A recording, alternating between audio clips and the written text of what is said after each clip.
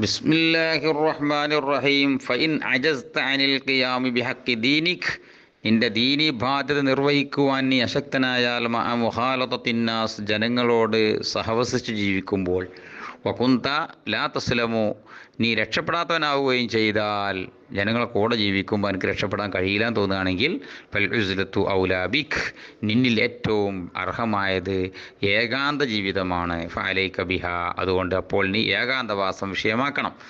നിൻ്റെ റൂമിൽ അവിടെ ഇരിക്കുക, അല്ലെങ്കിൽ വേറെ എവിടെയും കാട്ടിലെവിടെയും പോയിരിക്കുക. ഫഫീഹ, ആ ഉസ്ലത്തിലാണ് അന്നജാത്തു വസ്സലാമ, നിൻ്റെ രക്ഷ.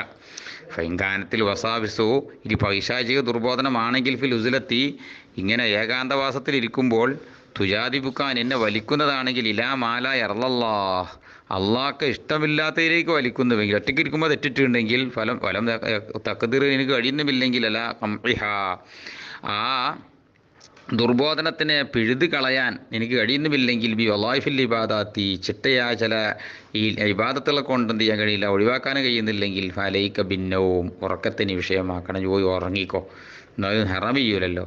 ഫഹുവ, ആ ഉറക്കാണ് ഹസനു അഹ്വാലിന അഹ്വാലിക്ക വ അഹ്വാലിന, എൻ്റെയും നിൻ്റെയും അവസ്ഥകളിൽ നിന്ന് ഏറ്റവും മെച്ചമായത് ആ ഉറക്കമാണ്.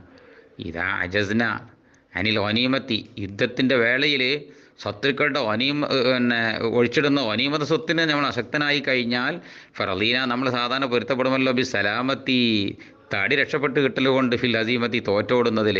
ഏതായാലും ഓനത്ത് കിട്ടൂല എന്ന് പറഞ്ഞാൽ, ഓടിയ തടി കിട്ടുമെങ്കിൽ തടി കിട്ടാനല്ലേ നോക്കേണ്ടത് എന്നതുപോലെ. ഫഹിസ്സബിഹാരിമൻ, മനുഷ്യൻ്റെ അവസ്ഥ എത്ര മോശം. സലാമത്തു ദീനിഹി, അവൻ്റെ ദീനിൻ്റെ രക്ഷ കടക്കുന്നത്, ഫി തഅ്തീലി ഹയാത്തിഹി, അവൻ്റെ ജീവിതത്തെ തന്നെ വെറുതെ കളയുന്നതിലാണ്. ജീവിതം വെറുതെ കളഞ്ഞെങ്കിലേ ഓൻ്റെ ദീൻ രക്ഷപ്പെടുള്ളൂ എങ്കിൽ ഓൻ്റെ അവസ്ഥ എന്തൊരു മോശമാണ്. ഇത് കാരണം അന്നൗമു അഹുൽ മൗത്ത്, ഉറക്കമെന്നത് മരണത്തിൻ്റെ സഹോദരനാണ്.